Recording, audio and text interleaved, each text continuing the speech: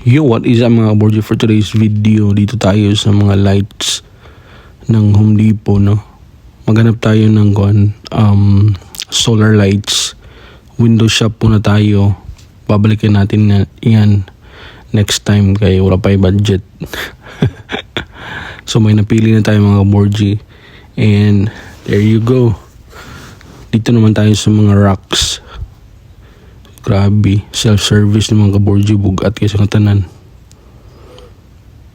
And ito na mga kaborji, check out na natin.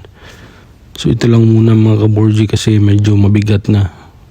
And yeah, it's Home Depot. Halos nandito na lahat mga kaborji kung gusto mag-DIY landscape sa inyong bahay. Wow, yun ito mga mulch. Thank you for watching.